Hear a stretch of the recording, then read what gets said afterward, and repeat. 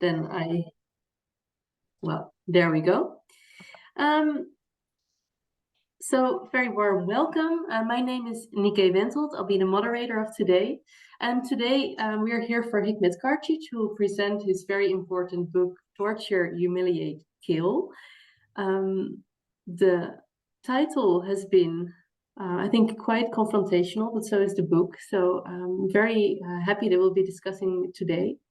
I'm a postdoc researcher at the University of Humanistic Studies, possibly the most well-hidden university in the Netherlands. It's actually located in Utrecht, so that's where I will be reporting from, so very close to the headquarters of the Perpetrator Studies Network.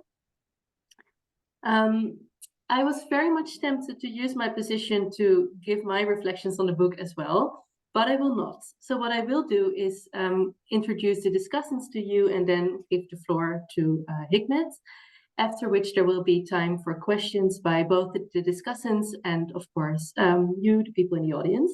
So feel free to prepare any questions you have in the chat and send them, or after the reply by the discussants, post them either by mic or in the chat. So this book presentation is part of a series. The Perpetrator Studies Network is an international and interdisciplinary network of scholars and educators whose research and teaching centers on perpetrators and perpetration of genocide, mass killings, and political violence. I actually think I have attended the first conference of the network back in the days. It provides a forum for scholarly discussions about and innovative research into perpetration across historical, geographic, and cultural lines. This book launch is part of a series, and at the end, I will ask your attention for the next event on March 28th. So let me introduce the discussants of today. Mirza Buljubasic, let me see, yeah, you can still see him, is a postdoc in the Netherlands at the Netherlands Institute for the Study of Crime and Law Enforcement at the Vrije Universiteit of Amsterdam, and a criminologist from the Faculty of Criminalistics, Criminology and Security Studies at the University of Sarajevo. He has worked as a research supervisor and researcher in various organizations. His scholarly work deals with atrocity crimes, transitional justice, and right-wing radicalization and extremism. Then we have Jessie Hronešová. It's a Marie Claude, I have actually practiced this, but I always go wrong. Is Marie Sklodowska-Curie Global Fellow. Please correct me later on, Jessie. At the University of North Carolina, Chapel Hill, and at Ca' Foscari University in Venice. And you can also do a better attempt at pronouncing that Italian university later. Before, she worked as a postdoc fellow at the Oxford Department of International Development, was a committee member at OXPIS, and worked at the International Criminal Tribunal for the former Yugoslavia, the Organization for Security and Cooperation in Europe in Bosnia and Herzegovina, and the Balkan Investigative Reporting Network in Sarajevo and Belgrade. Her aim is to combine interdisciplinary academic research and policy making in foreign policy, aid, and development. Her research focuses on governance, transitional justice, democratic backsliding, rule of law, and the politics of Southeastern Europe. Her current research project investigates how frames of victimhood have featured in politics of post-socialist Europe in the past 2 decades, and whether and how such frames have influenced the current illiberal trends across the region. And then, of course, I would like to quickly introduce Hikmet Karčić. Besides being a fantastic colleague and a great friend to many of us, I think, he's also a genocide scholar based in Sarajevo, Bosnia and Herzegovina. He was the 2017 Auschwitz Institute for Peace and Reconciliation Keene State College Global Fellow, and he is currently also involved in a research project at the University of Groningen, which is very close to my heart. He regularly writes for journalistic and policy outlets on far-right extremism and mass atrocities. So without further ado, Hikmet, I would like you to present your book, after which we will invite the discussants for a reply. Thank you very much, Niké, and thanks to the Perpetrator Studies Network for hosting this, especially to Suzanne and to Timothy for organizing this. We met up a few months ago in Utrecht, where we drank coffee and had discussions about this book talk. So I'm very happy that this came into realization. So basically, this book, Torture, Humiliate, Kill, which I published with Michigan University Press last year, is composed of actually four case studies, which I focused on, which spanned out directly throughout the whole of Bosnia, covering Bosnia geographically and politically. So I took four case studies, four towns as case studies, where I analyzed how camps were run by the Bosnian Serb government during the 1992-1995 war. When we talk about concentration camps, there are a few books written about the history of concentration camps, and I was not that lucky to be having these books when I was writing my thesis, because these books came out in the last phase of my thesis. One of the books is by Dan Stone on concentration camps, and the other one is by Andrea Pitzner called One Long Night. So both of these books came in the last stages of my writing, and so I had to do some, let's say, much more in-depth research in the history of the camps. And what I realized was that even though all of these camps belong to the same source, the same structure, the same family tree, and so on, the concentration camps itself, even though they are very similar, each concentration camp system is unique. Each is different. And while I was writing the book on the Bosnian camps, I wanted to see how Bosnia is different and how the Serb-run camps in Bosnia were different from the camps throughout history. So if we start with the camp systems in Cuba, for example, which were led by the Spanish army in the 1780s, and when we compare that to the Holocaust and to the Boer Wars and to the Stalin's gulags and so on, we can see a difference in all of these camps, how they evolved. So my aim was to show how the camps in Bosnia were different from camps throughout history. And when I started my research, I wanted to focus on camps and on the literature and on the sources which were available through the international tribunals. So I focused on the ICTY archives for several reasons. Firstly, the ICTY archives are largely under researched, I would say, by many scholars, and they provide a large influx of sources of information and things which can be very useful in the writing of history of mass atrocities. Secondly, many of the witness statements which were taken by the ICTY are of very good quality. So many of these witnesses have been examined and cross-examined several times. So the statements which were given at the ICTY, I can see are really high quality. So that's one of the reasons why I did not opt to go and to interview survivors. Even though I talked to many of them personally, I know many of them. What I realized was that whenever we talk about what happened in the camps, this is very re-traumatizing for them. And secondly, a large time has passed through since these events happened. So even if I compare their, let's say, witness statements from 1995 and compare it to what they talked to me in 2016, I can see that time has done its due, and that many of the things they keep forgetting. For example, the dates, the day, the weather conditions, and things like this. And these small mistakes are something which the defense counsels in the trials usually use and claim to be, let's say, as larger mistakes, that they can underrate these witnesses and contest their witness testimony. So for this reason, I wanted to entirely use the witness testimonies and the ICTY records in writing a history. And secondly, I wanted to use the perpetrator documentation. So documentation which was used by the Bosnian Serb army, by the police, by the government, and so on. My initial plan was to focus a lot on all the camps in Bosnia, which existed on all sides, but I could not do this due to the fact that there were so many cases to be dealt with. So my focus was to firstly deal with the most prominent ones and the ones which actually brought the attention of the world in 1982.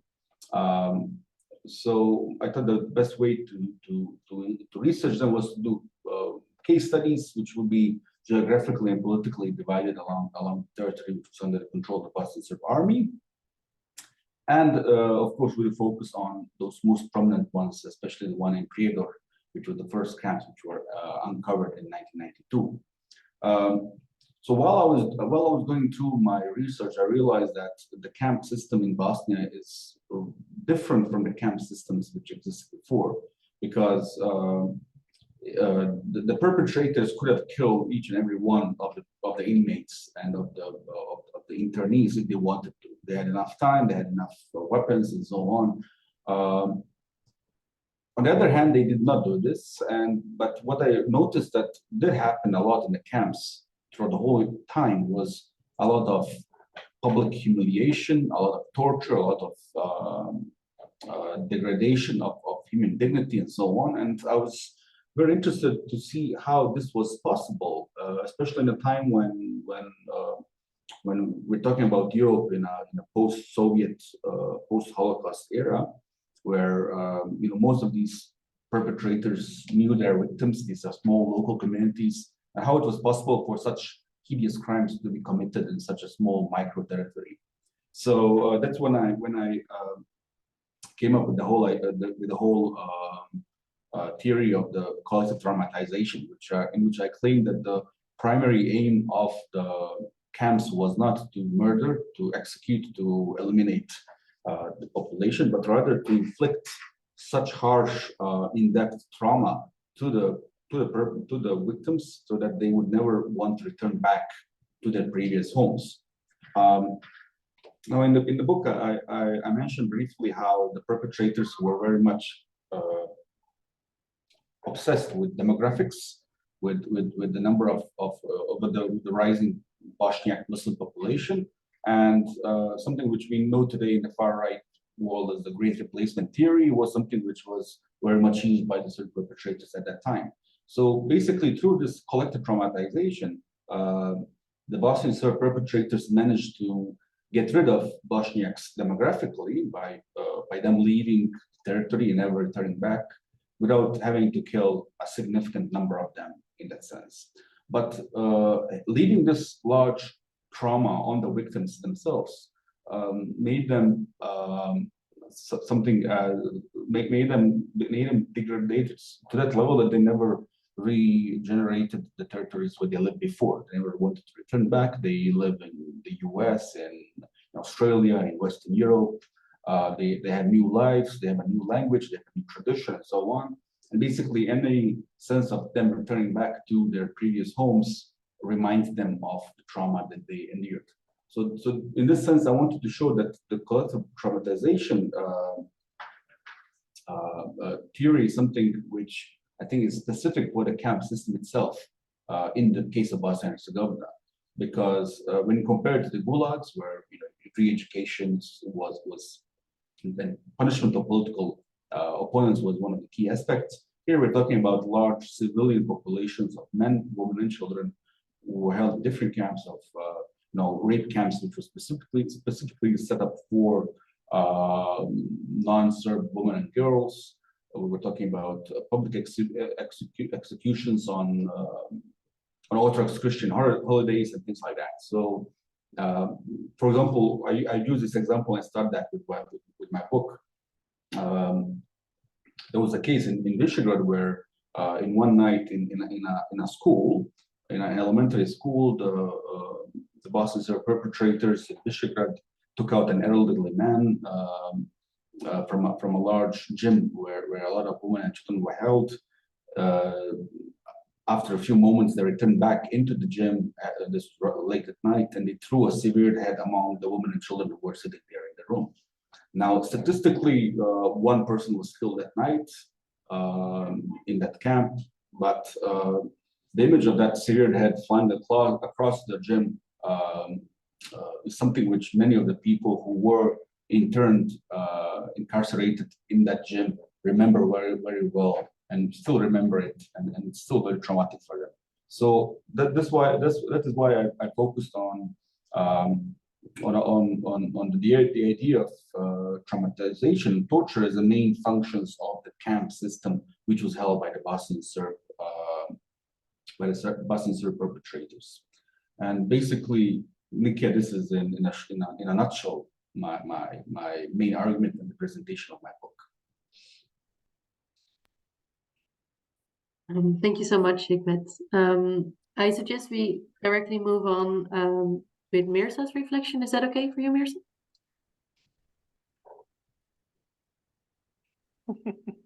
Yes, totally fine. Totally fine.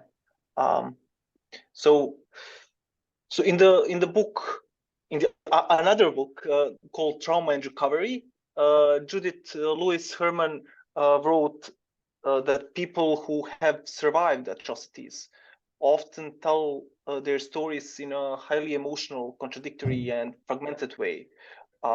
However, that doesn't mean that the truth about atrocities cannot be told, experiences translated, and facts confirmed. On the contrary, the author of the Torture, Humiliate, Kill, Hikmet Karčić, makes a clear example of how truth can be preserved and communicated through academic endeavor in a highly systematic way. The book is also a tool that enables us scholars, but also broader audience to get glimpse or a better understanding of atrocity experiences, and to show how these experiences, to understand how these experiences translate into knowledge, and knowledge into memory, memory that aims to prevent cycles of mass atrocities. It's hard to imagine that a whole group of people can be forgotten. But if no one chooses to remember them, atrocities can mean just that, leaving a large hole in our history and dooming the future to be treated in the same way. It is a solemn lesson that a failure to account for atrocities inflicted on a people, let alone remember it, is harmful to more than the affected communities. It is a message to future perpetrators that may be free to do the same. The book Torture, Humiliate, and Kill aims to be an important addition to the culture of remembrance in Bosnia and Herzegovina. On the pages 20 and 21, Hikmet argues that the three main ideas were promulgated that portrayed Bosniaks as an existential threat. First one is that Bosniaks are subhumans. Second one is Islamophobia. Hikmet explains about stalking fears of a return of Muslim rule on the Balkans, of mental representation of Bosniaks as Turks as ancient enemy that existed 500 years ago. And the third one, third idea is that Bosniaks are descendants of Ustasha, the Nazi supporters that Serbs should revenge to. So these ideas were generators of atrocities that accumulated to genocidal proportions. But the general framework of dehumanizing, targeting, and inflicting pain was not to wipe out all non-Serbs per se. Rather, it was a gradual process of collective deterrence. The book tells a story of how Bosnian Serb authorities aimed to inflict not individual trauma again per se, but the collective one on the non-Serb population through means of torture, sexual abuse, humiliation, and killing. To establish Serbian Lebensraum, Hikmet argues, the perpetrators deliberately intended to deter victims from the territory. The vicious idea was not genocidal instantly, but genocidal in the long term. So inflicting collective trauma, as Hikmet argues in this book, means scattering the souls of individuals and disabling survivors' will to live in the space in which atrocities have been experienced, to live in their homes. Just imagine the sound of gunfire near you, and imagine seeing your family members, friends, and neighbors dying near you. Imagine lying near them on a pile of dead bodies, or fleeing and leaving loved ones behind to be tortured, humiliated, or killed. Imagine surviving such an experience. It sounds scary. These were the experiences of Bosniaks and Croats in the Serb camps. Imagine yourself in such a position. Would you be willing to get back to your home? Would you how would your psychological process be like? I mean, it's hard to imagine those things, but those things happened. Atrocities were committed, and Hikmet Karčić argues that the aim of horrific atrocities, as he mentioned earlier, these horrific atrocities that are framed by the Serb politicians and intelligentsia and executed by military, police, and paramilitaries, was actually to do just that, to inflict collective trauma and disable victims to live in their homes. By providing clear facts about the genocidal scale of atrocities and using a collective trauma framework to explain meta motives behind it, Hikmet enables the reader to take a pause and reflect. While reading the book, I imagined myself in such a position. I was really unsure if I would return to my home if I had experienced such torture, humiliation, or if my loved ones were killed. The perspicacity of Hikmet Karčić in this book is how he understands the genocidal scale of mass atrocities committed in Bosnia and Herzegovina. So the core idea is that the aim was not to torture, humiliate, or kill because of the need to do just that. So Hikmet goes beyond mere killings, mere humiliation, mere torture. Hikmet says that that a latent agenda existed to achieve genocidal aims in the long run through collective victimization that will remain present, that is present in the collective memory of the generation that experienced such atrocities. And I would be a little bit provocative and say that there is a possibility that these are also intergenerational issues, that new generations born after the war whose parents experienced such horrific atrocities are not also coming back to their homes as well, and they possibly have some traits of trauma as well. Today, as Hikmet said, the spatial distribution of the population in Bosnia and Herzegovina has changed when compared to the pre-war period. Hikmet would argue that it is because of the collective trauma that remains present in the generation that experienced horrors in the Serb camps during the war. The Bosnian Serb camp system was not established to isolate non-Serbs, nor for enforced labor, nor for killings, though no one could negate the fact that such horrible acts existed and they were committed. But the plot, as Hikmet is framing it in the book, was much more heinous. Just recently, I was shocked that the masterminds behind such atrocious acts, the Serbian Academy of Sciences and Arts, and one of their academics, Darko Tanaskovic, wrote horrific things about Hikmet and his family, also trying to discredit him and his work. I read such reaction from academic Tanaskovic and the Serbian Academy of Science and Art as a confirmation of Hikmet's argumentation and confirmation that his work triggers those who were behind this master framework. Masterminds of such genocidal plan are with treason buried and are trying to discredit Hikmet. In the book, Hikmet managed to turn in some way unthinkable into conceivable. If one reads the book, the image will stay in your mind. And in addition, all readers will have to be more than aware of what happened happened in Bosnia. But please note that the text of this book is maybe emotionally risky and will touch your heart. I would highly recommend that reading the book, and the book is opened for anyone.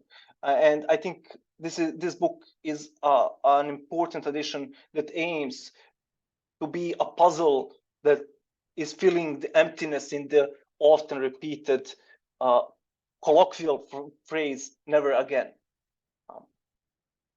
Yeah, that would be it from my yeah, from me. Thank you so much, Mirza. I think this, I mean, I was just looking at all the heads nodding. I think this resonated with many of us.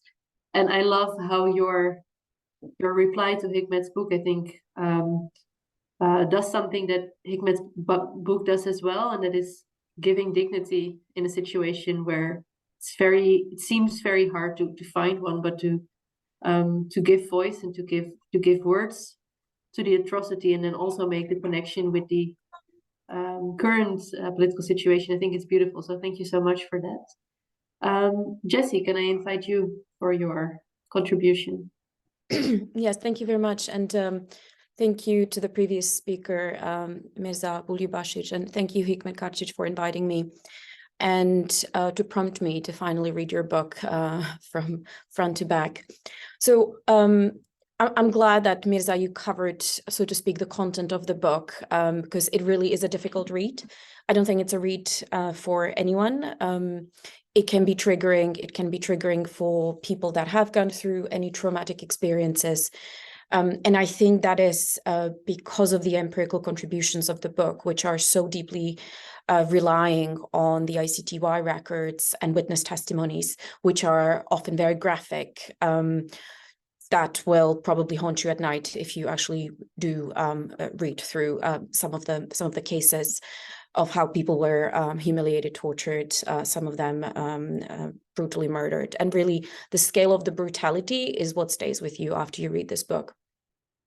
That is not to say that we didn't know this. It's just to say that this has kind of been forgotten in these past 30 years. I think right after the war, and Hikmet mentions that in the book as well, there were quite a lot of writings. There was quite a lot of journalistic, for example, testimony about the scale of these brutalities. And I remember as a very young student in the Czech Republic in the early 2000s, those were the records and the testimonies that I was reading, and they were haunting me, you know, and in a way, reading this book was, again, reliving those stories that I was reading. And I even remember some of the particular ones that Hikmet is mentioning, especially of very brutal sexual torture and the likes.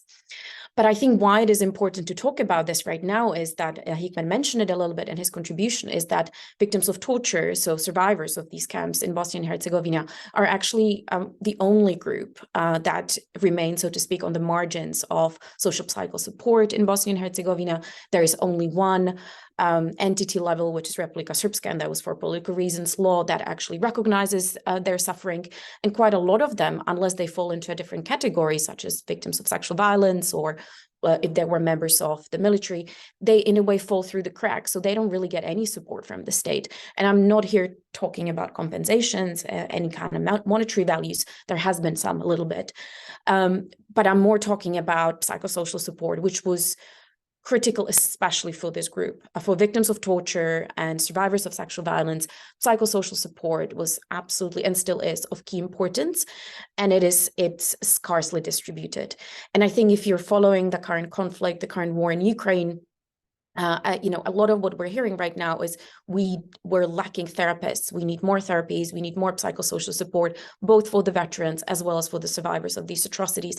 And I think, you know, if you read this book, you will understand the scale of the need for actually working through these traumas and dealing with them. So I think this is what the book highlights very prominently. And, you know, Hikmet mentions the issue of PTSD towards the end of the book. But when you're reading it, you keep thinking this entire society must be, in a way, suffering from PTSD. Obviously, this is extremely difficult to quantify. It's extremely difficult to put in numbers. Some of the studies that were done in Bosnia, you know, it goes from estimates to 30 to 60% of the population suffers from some sort of a trauma. And, you know, this is basically the empirical evidence for that. So the other thing that I wanted to say is that it's not only important because this is a group that in a way has been, so to speak, as I say, forgotten. We do talk about, survivors of Srebrenica and mothers of Srebrenica and the likes. We rarely talk about victims of torture in the Bosnian context. So that's the first importance I would see. The second one is also kind of the global resonance of dealing with and putting different labels of these situations. So in the Russian situation right now, we're talking about filtration camps. And these filtration camps, have again brought this issue to the foreground, but in a way it's a nice term for a severe brutalization of a mainly civilian population. Obviously, not always just civilian population, but primarily civilian population.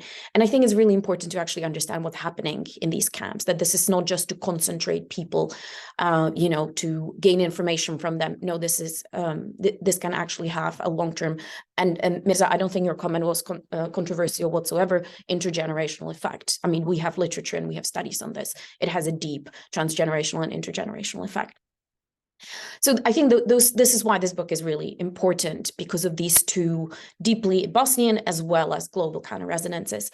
I think the third one that was really coming out to me, and this is, I also have questions, if that's okay, Niké. It's not just comments that I have, but questions, which this book really highlighted to me was the role of intellectuals. And the role of the various actors that were part of the story, and the role of intellectuals or elites, if you like, not only on the Serbian side, but I was also struck by the role of local elites, and how they were actually being targeted in quite a lot of these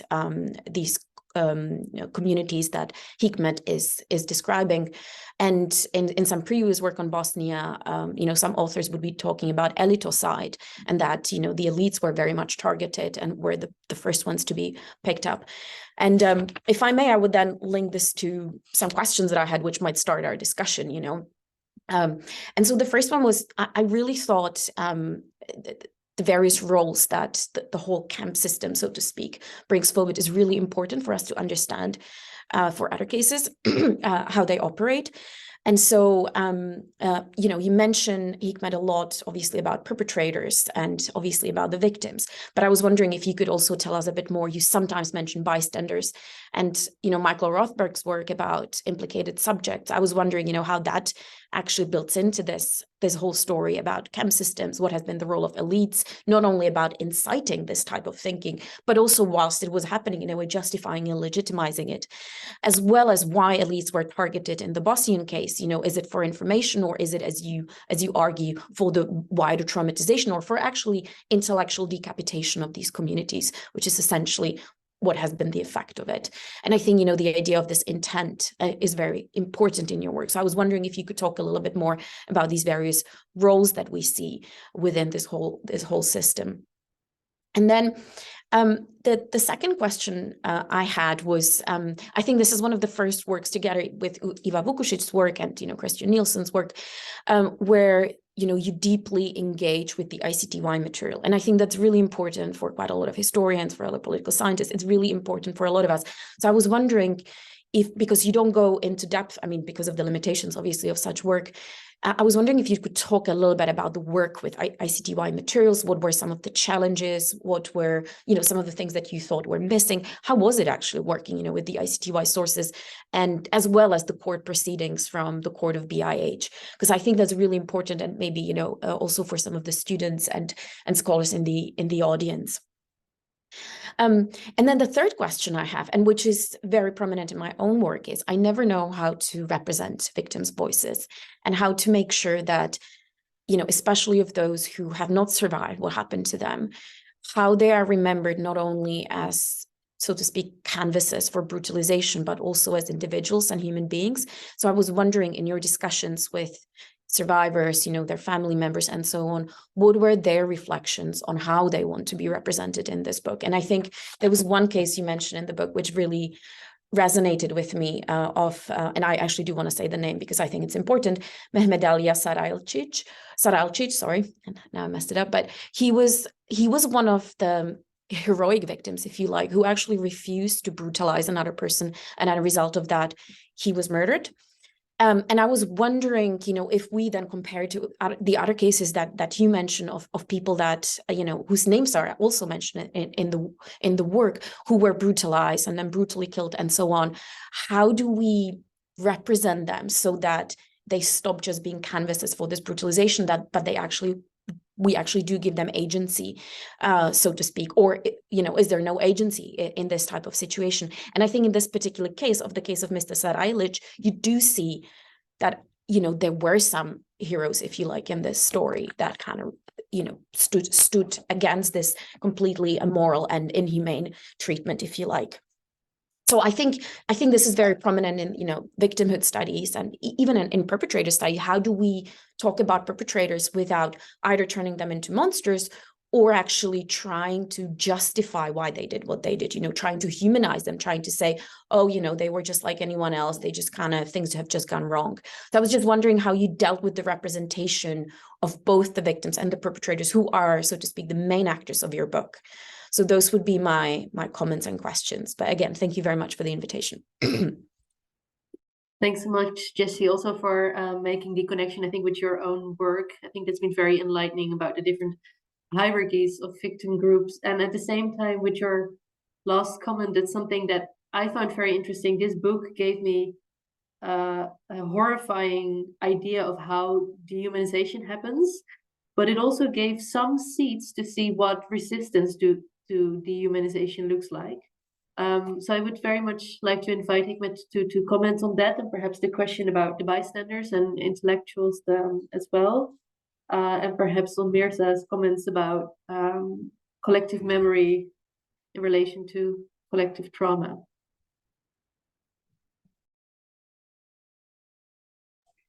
Thanks to both Mirza and Jessie for this really thorough presentations and reflections on my book. I really appreciate it. Well, I'm going to start off with Jessie's questions. These are very good questions. In the case of bystanders, I would divide them into two categories. Firstly, the local neighbors who did not directly participate in crimes itself, but rather waited for the population to move out and then came into their houses to ransack and burn down houses. This was something which happened, for example, in the case of Prijedor, very much you could see this entirely. Like in the case of Koričanske stijene, the Koričane cliffs, and where 200 men were executed in August 1992. Serb civilians from a neighboring village came down after these men were put up on a ravine and shot. They fell down into this ravine.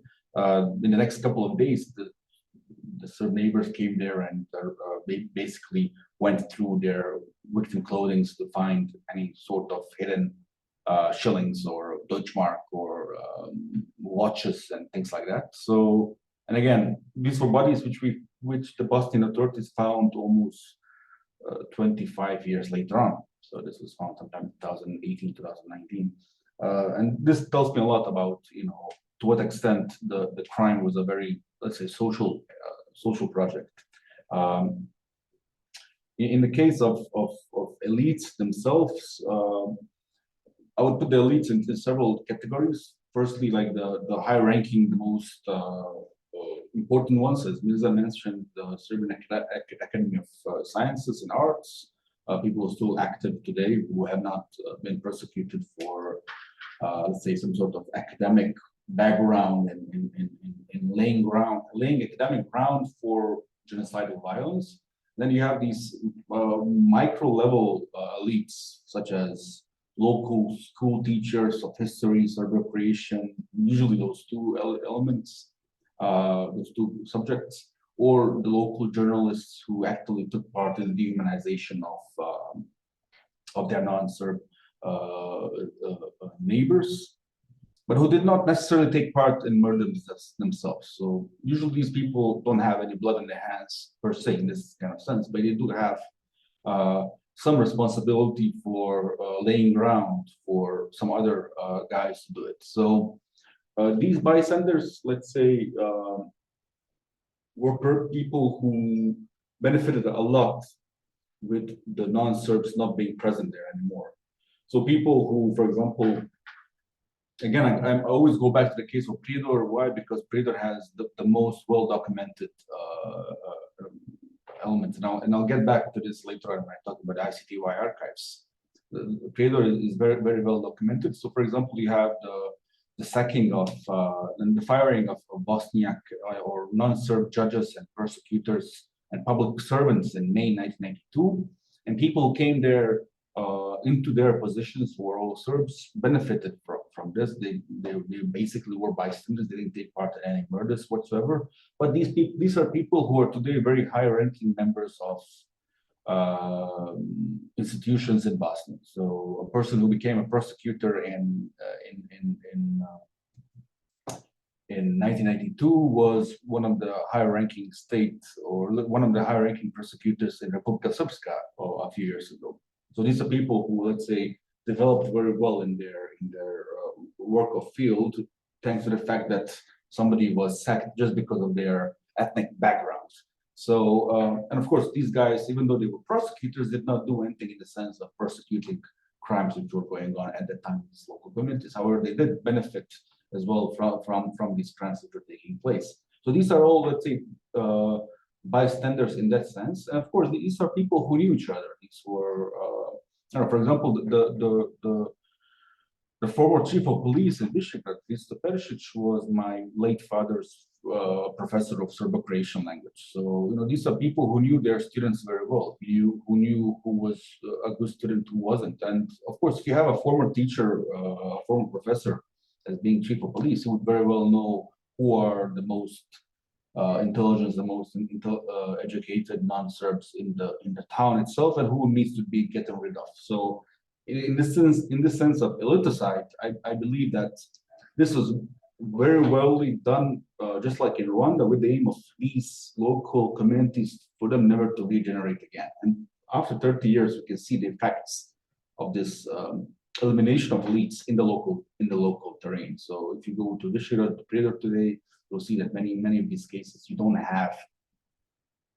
These communities have not regenerated themselves at all.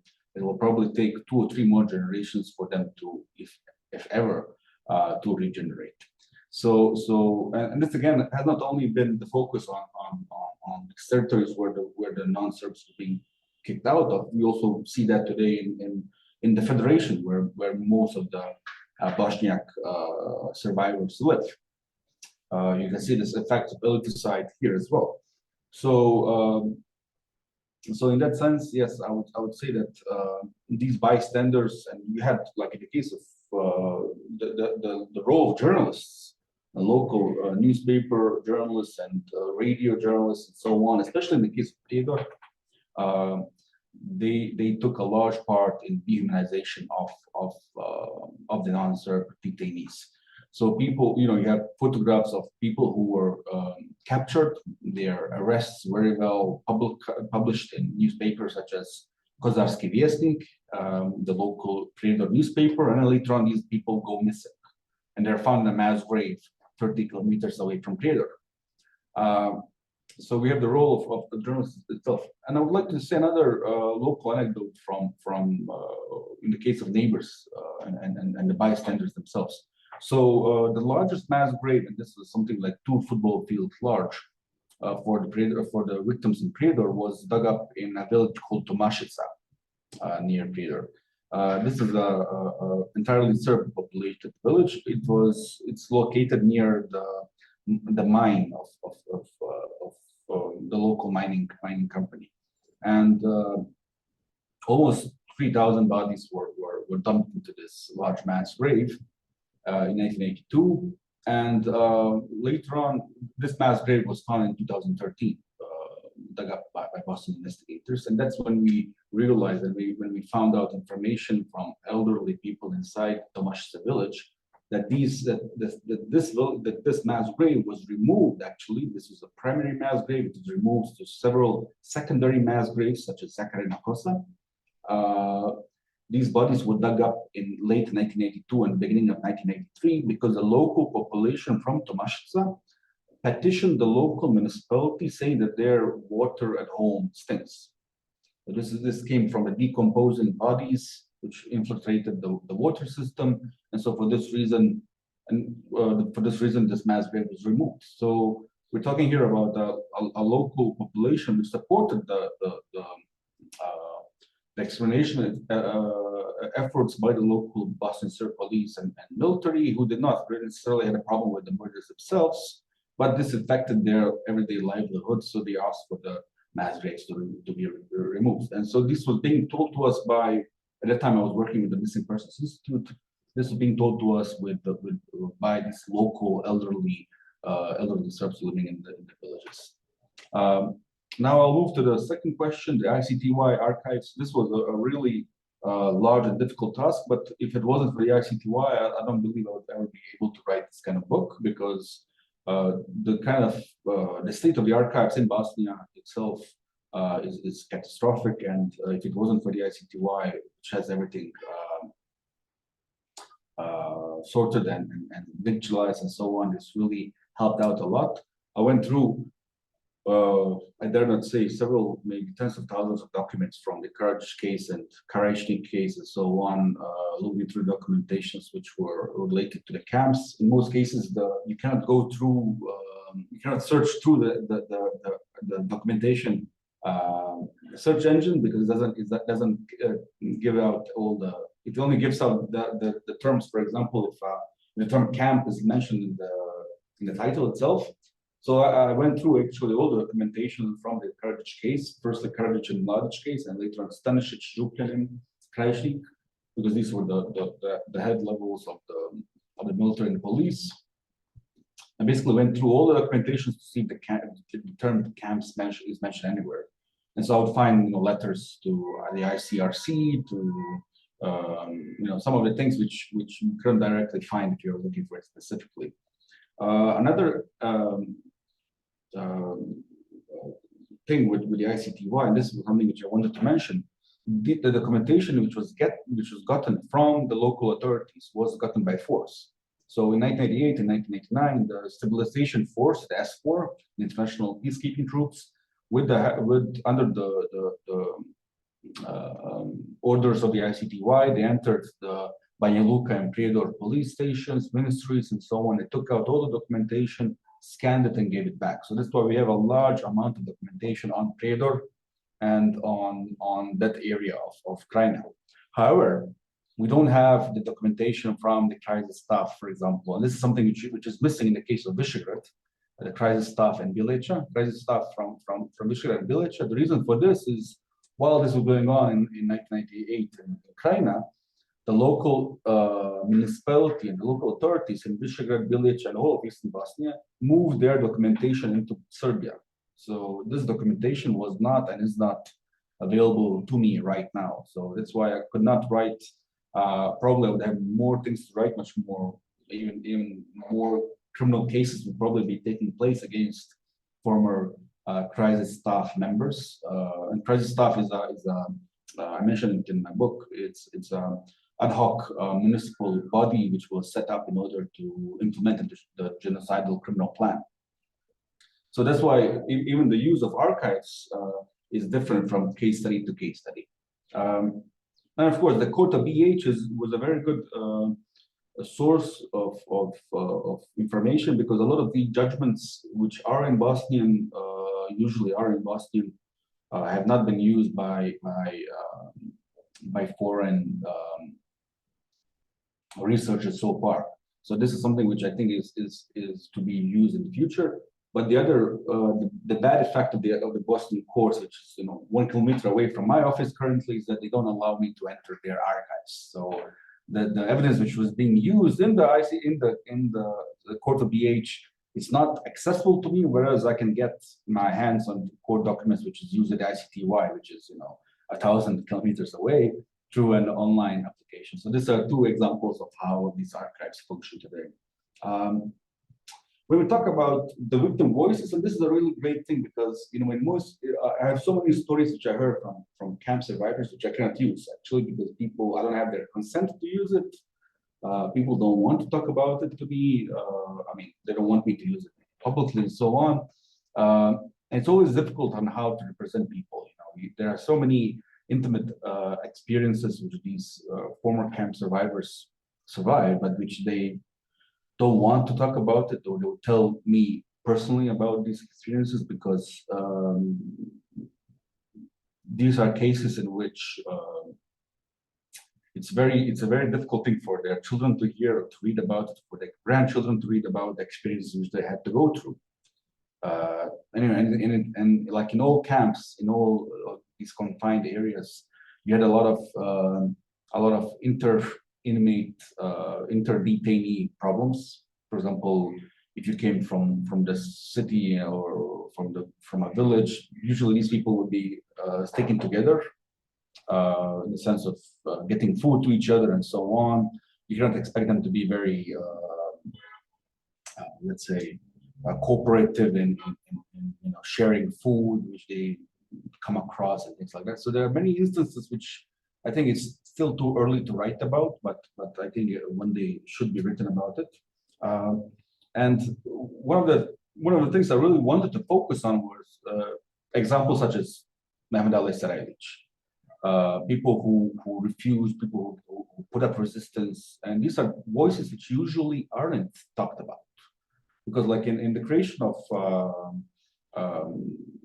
identities in a post-genocidal society, usually the idea of victimhood is central in these topics. So the examples of people, we had an example in Batkovic where a person took a gun away from the guards and fought with him, beat up actually a guard and managed to escape. And these are voices which aren't really talked about a lot. Or in the case of Visegrad, where you have a woman who was about to be raped by her guard, and she actually slashed his throat in order to kill him, and she managed to escape the rape camp.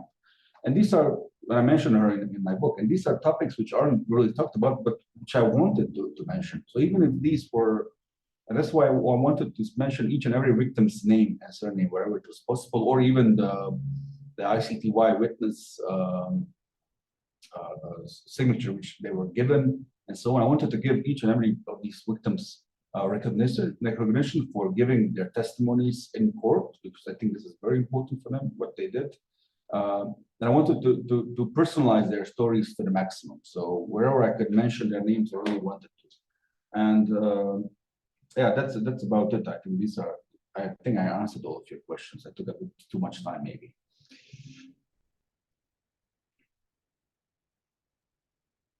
Thank you. Thank you so much. I just got a question from the audience, so perhaps we can start with that. And to all others, feel free to put your question in the chat, or just after this question and the answer, open your mic. So Richard Newell is asking the following. The book highlights the role of meso-level perpetrators very valuably. They serve as the key link in the chain. Could Hikmet share a little on what he feels was their motivation? So of the meso-level perpetrators. Okay, so basically I narrowed down the three levels of perpetrators in my book. So the macro level, the meso level, and the micro level. The micro level was the municipality level, military, police, and political leaders. The meso level were the regional ones, and the political leaders, the macro level were the higher-ranking ones like Karčić, Mladić, and Krajčnik, and all the others. Now, the meso level ones were the most under-researched, and usually they're the ones who aren't really there much publicly mentioned, even in most of the court cases. These meso levels were the ones who were regional directors, regional officials, and so on. And their role was key in coordinating the implementation of the criminal plan from the macro level to the micro level. So basically, these were people who were, like the presidents of these regional governments, such as the autonomous region of Krajina or the Serbian autonomous region of Herzegovina, Sarajevo, Romania, and so on. So these were the people who I think were taking orders from the top and implementing them in a regional coordinating level. And these were people who did not take part in murders. They didn't issue orders. They went out and they visited the local areas to see how the plan was going to be implemented. So they would visit camps to see how the camp system was going around. And I think I mentioned, yeah, I end the book with one of the most brutal guys from the autonomous region of Krajina. He was the president of it, Radislav Prjanin. He was the meso level figure, in my opinion. He was the one who visited the camps such as Omarska, Trnopolje, Karater, and so on to see how the plans were being implemented. And when he was asked by one of the foreign journalists on why do they have camps, he replied, well, you know, Hitler, Stalin, and Churchill had camps, so, you know, why can't we? So we're talking about these kind of people who were well educated, who were pre-war politicians, high-ranking, and who were basically doing it, I think, for two reasons. Firstly was because they really believed in the extermination and the genocidal plan. And secondly, they saw themselves as future leaders in their local communities. So if it wasn't for the ICTY, and if, you know, if the ICTY never occurred, these people would today still be probably in high-ranking presidents or members of the Bosnian Serbian government. So these are the people who I believe were the key members in the coordinating and the implementation of the criminal plan.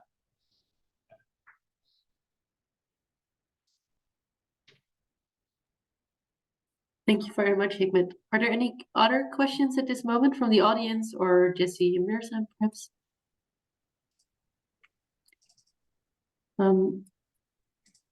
Otherwise, oh, Jessie. I mean, I have a lot of questions that so if no one else has, then I'm very happy.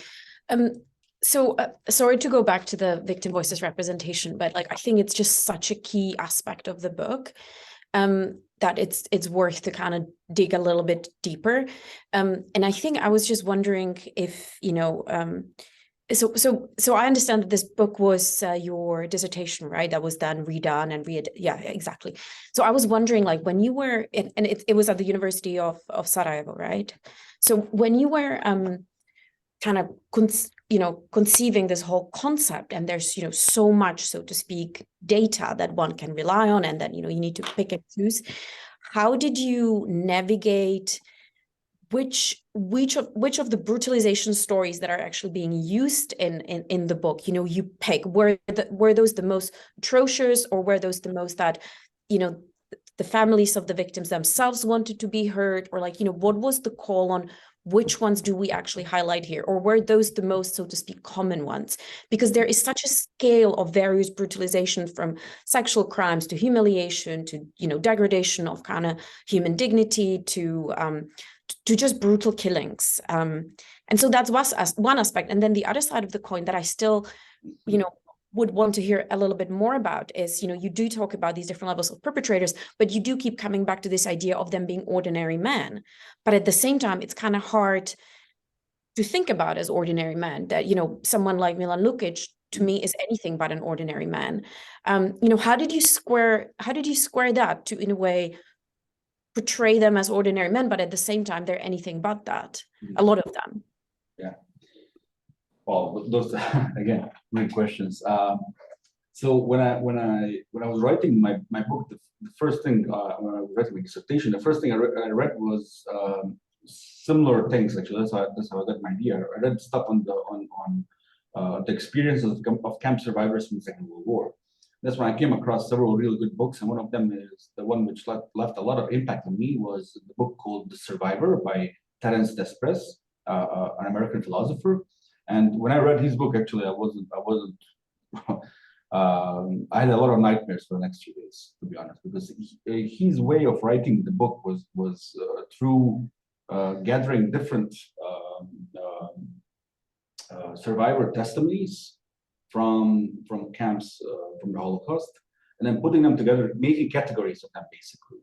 So that's what I intended to do, even though I didn't have the aim of copying Terence's way of writing a book. But I wanted to use, actually, to some extent, to use his book as an inspiration to write mine. So when I was searching for I would go through witness testimonies, which they gave at the Hague Tribunal, and I would take out areas which were, for me, interesting.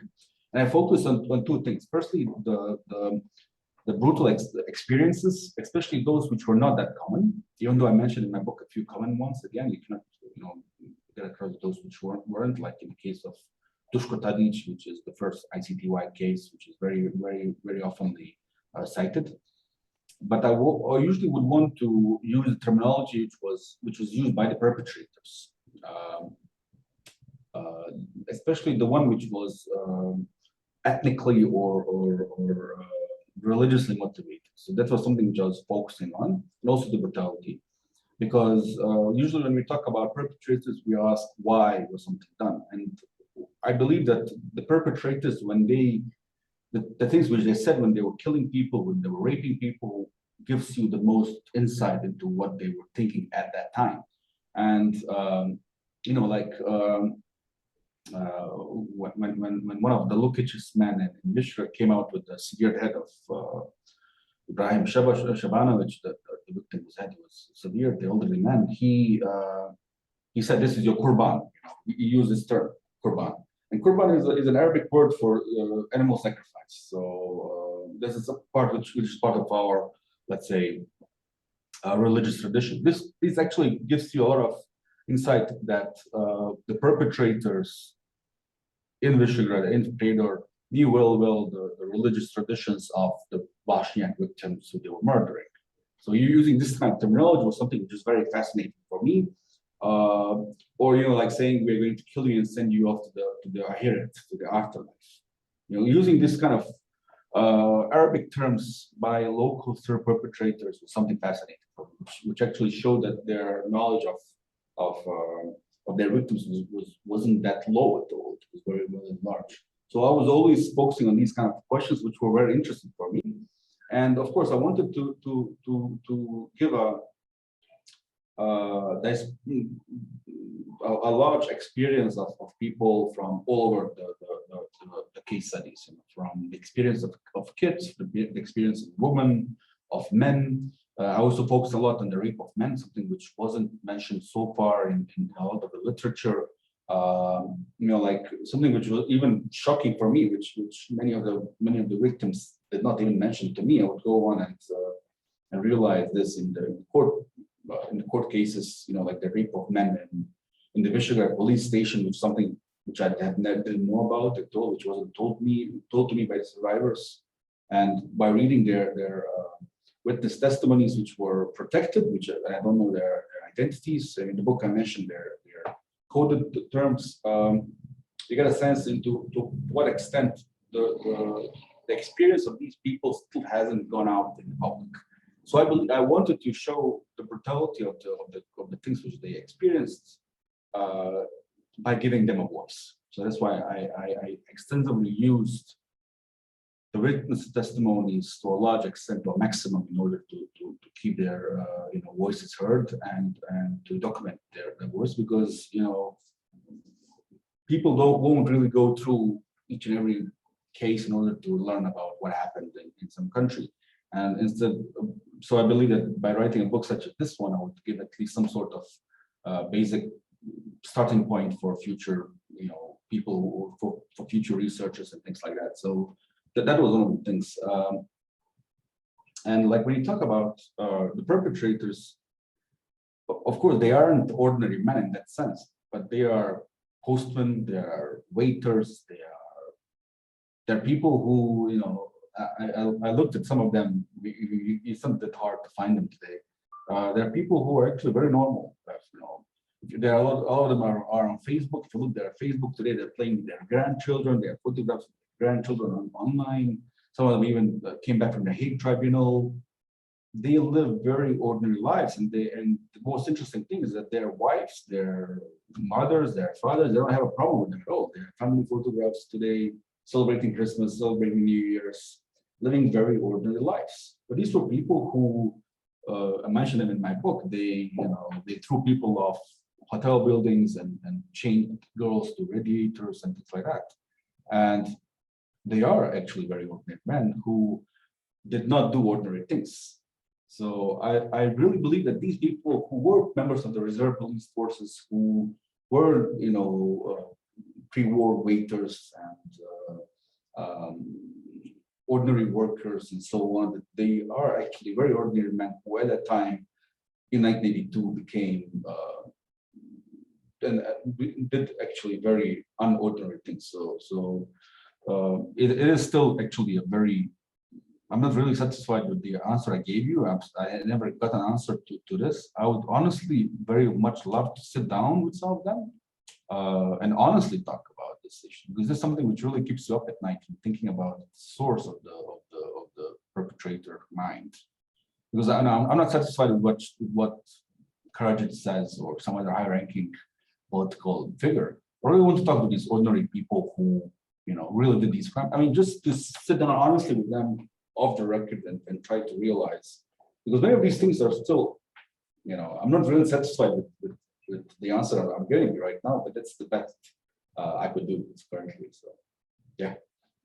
Can I? Because I think this is the crux of what quite a lot of people are trying to do. Like you mentioned Alex Hinton, I think, in the book as well, and obviously, he sat down with the most brutal perpetrator in Cambodia and extensively interviewed him multiple times.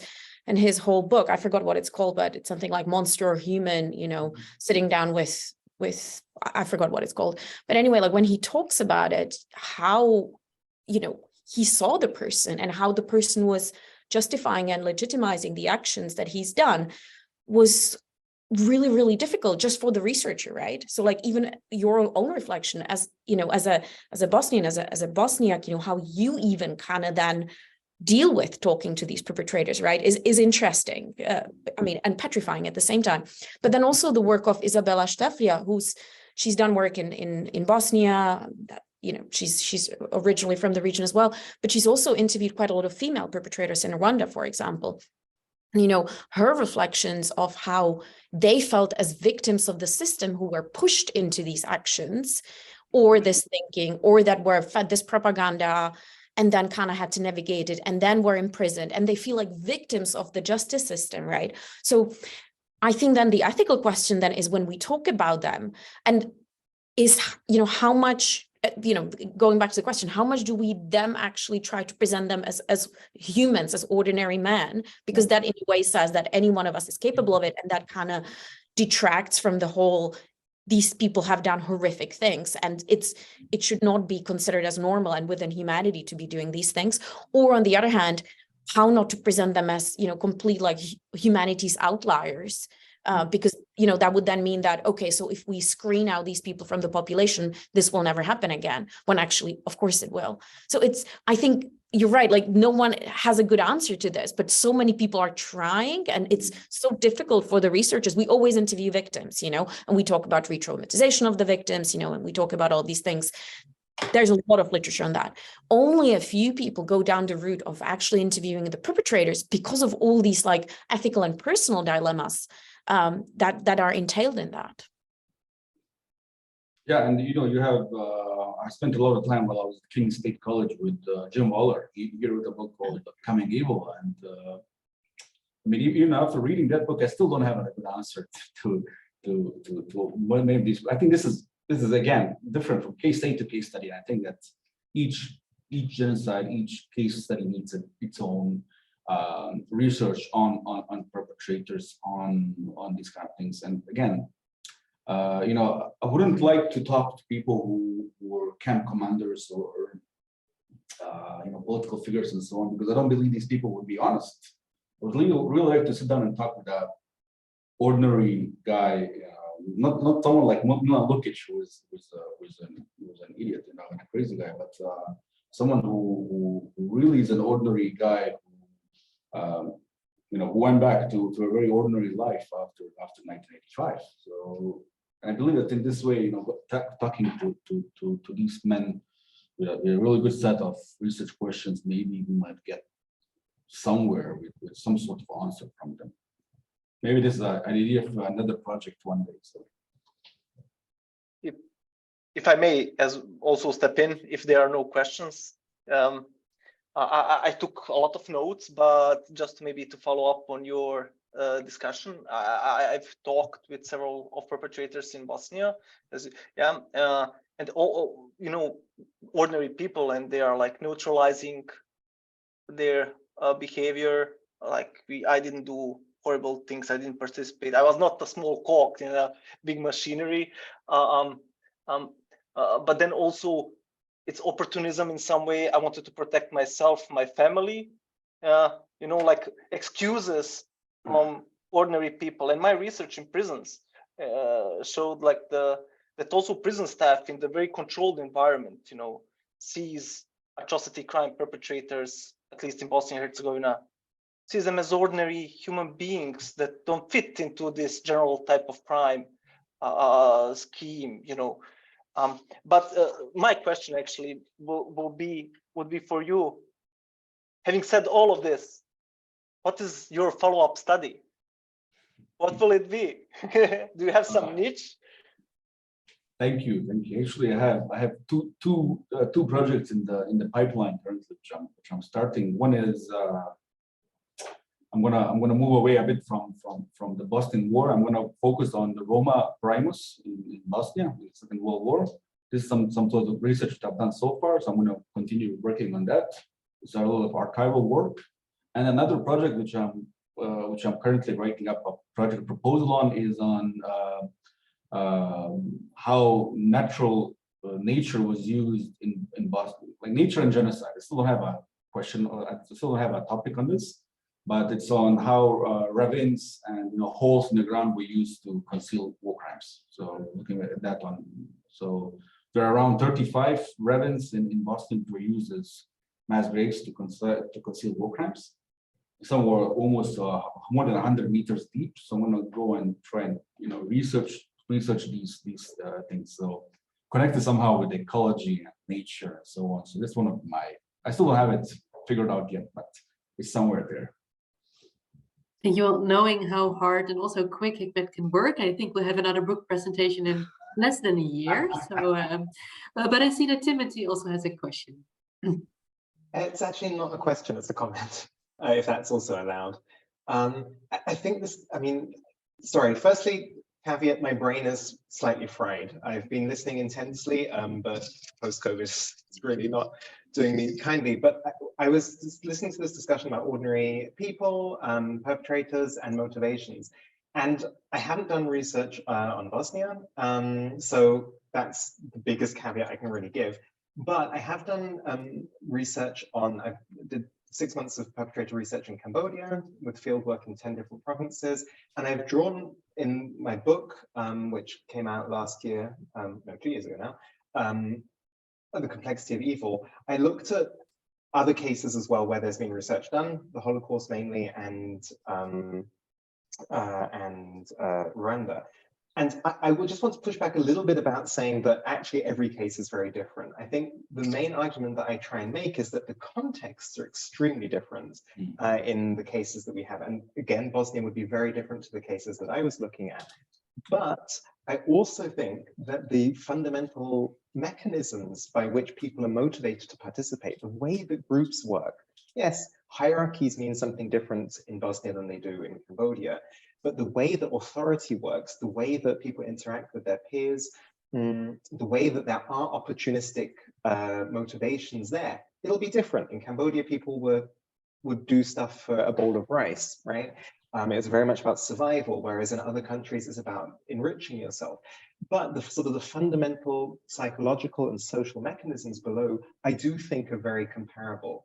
And I think that actually and this is where you were talking about James Waller's work as well, right? But I mean, I think his first book, Becoming Evil, sort of talks about how there are these psychological mechanisms. But my argument is that also social or socio-political mechanisms are also very comparable across cases. Yeah, so I just wanted to sort of say that I think it's great to have research on all different cases, but I do think that there is also something to be said for this, a very comparative angle on it. And I'm going to be absolutely shameless and post a link to my book in the chat because it's open access, which I'm very proud of. So there you go. Please do. And Timothy, if you don't mind, I would love to turn your comment into a question that I had, because I think, Hikmet, what is so wonderful about your book is that it indeed shows the importance of context, but then it also connects us to other things we know about how perpetratorships works and these different levels. And in that sense, I was wondering if you think your study, or actually I'm not asking you this, whether you think this, I am suggesting that you think this and ask for a question. How does your work give us some kind of methodological information about how we should study this in other cases? Because I think you actually do lay out a very interesting, a very promising way to study perpetratorship on these different levels. I mean, you show that for the context of Bosnia, for example, this idea of personalized crime is highly important. I think many of us recognize this. But what are the other lessons that we can take and that we can perhaps carry on to other contexts when we want to study these different levels of perpetrators?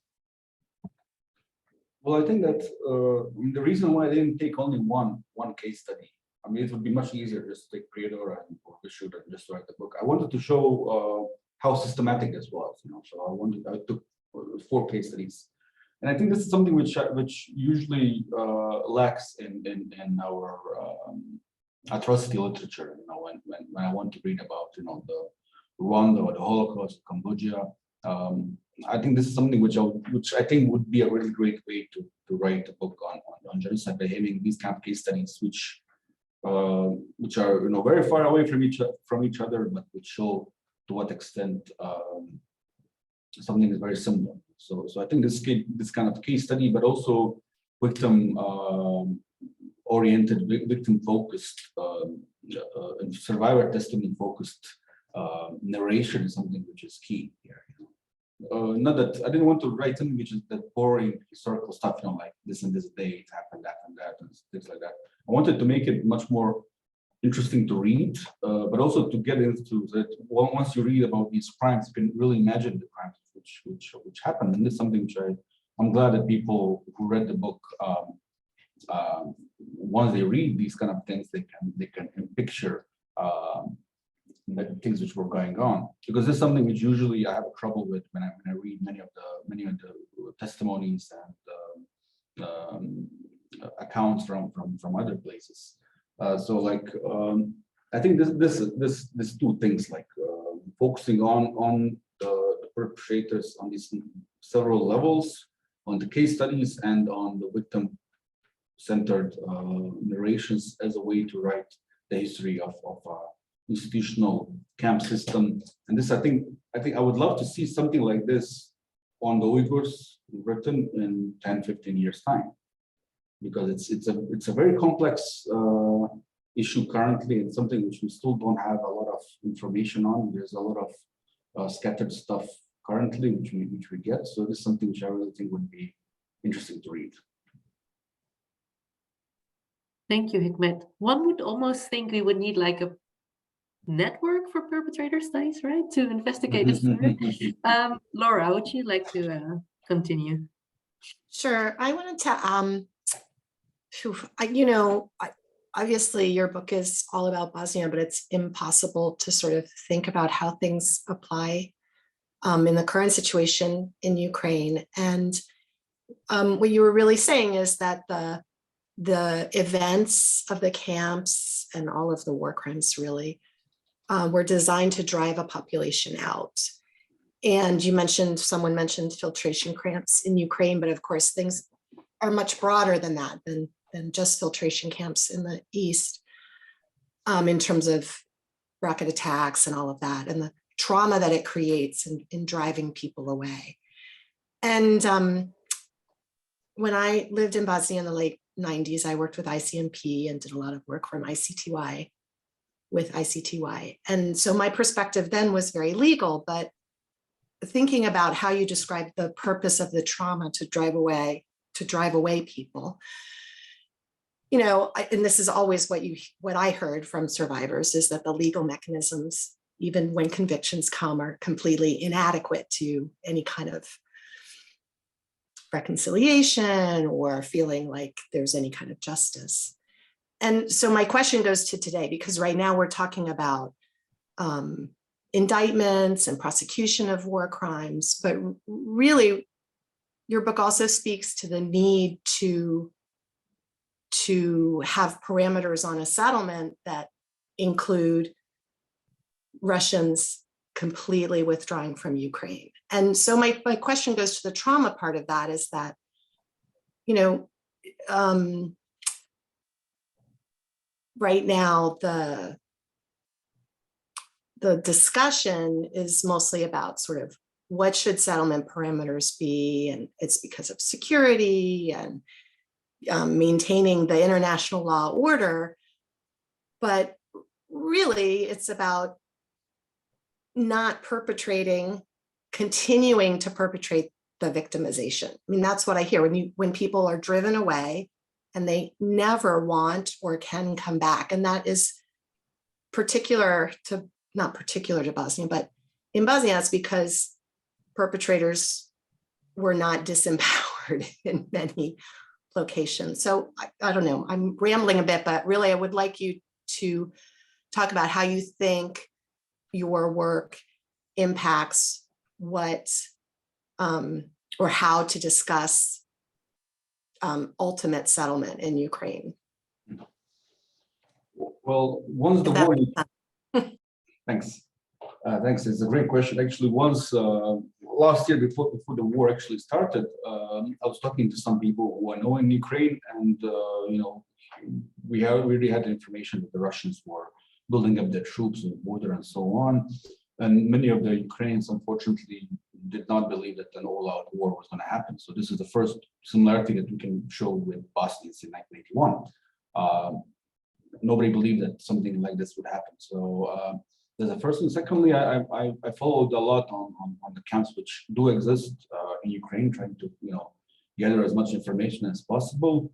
I mean, it's still, I mean, obviously there is some sort of camp system which exists, and torture is very similarly the focus of that.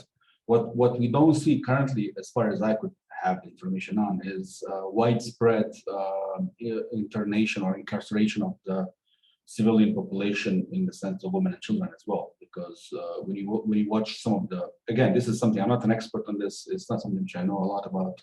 But for example, when the Ukrainians were liberating territory a few months ago, you could see people coming out in the streets and welcoming the Ukrainian forces. In 1995, when the Bosnians were liberating their territories, there was nobody left to welcome them. So this is one of the key differences that many Bosnians see.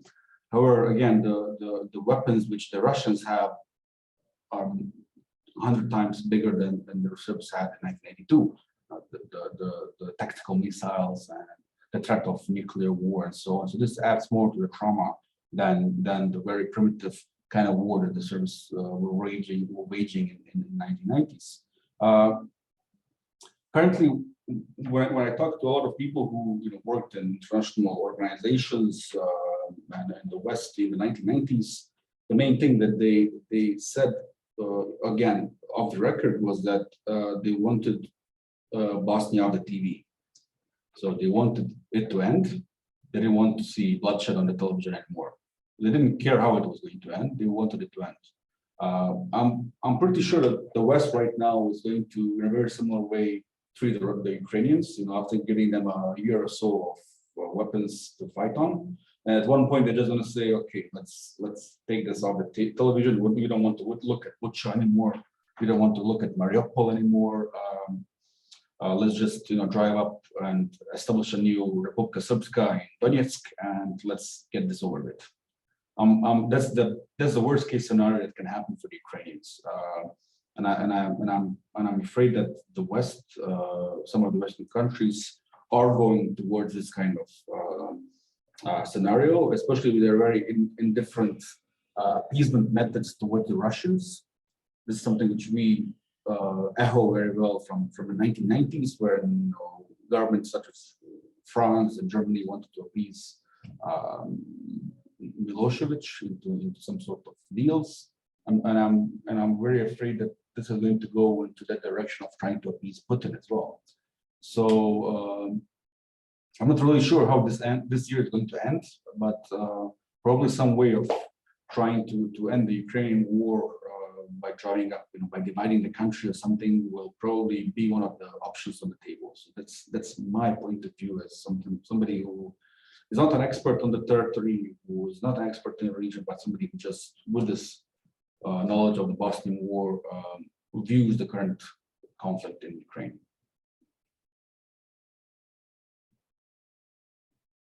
Thank you. I think we have time for one final question.